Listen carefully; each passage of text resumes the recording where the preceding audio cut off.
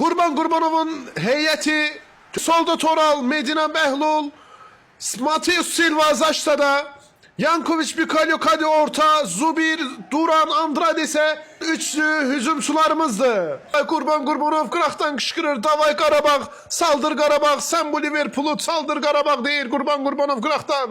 Alabilmedi. Koyma Bəhlul. Kakfo. Vurdu Konçeski kışıysan. Parmağını yiyeyim ben senin. Abdullah Zubir gedirindi. Zubir süretlendi. Attı qabağına topu Zubir ile Qasır ile bir götüne motor koşublar. Zubir verdi pasını da. Kadi ayıblı Kadi. Gülme orada görürüm güldüğümüzü. Gülmeyin uşaqlar. Fikrimi ayıblıysek vurdu. Bəhlul ayıblı. Qəşəysən Bəhlul. Bir kalyo qəşəysən. Ayıblı götüyle sakladı Gravenberg topu. Mehmet Salah vurdu. Yine Koçalski necə çıxardır topu. Mehmet Salah'ın vuruşunu bilirsiniz böyle. Koçalski bilir.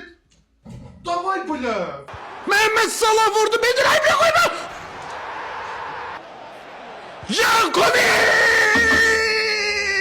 Yankovic soktu. İteledi Yankovic uşaqlar.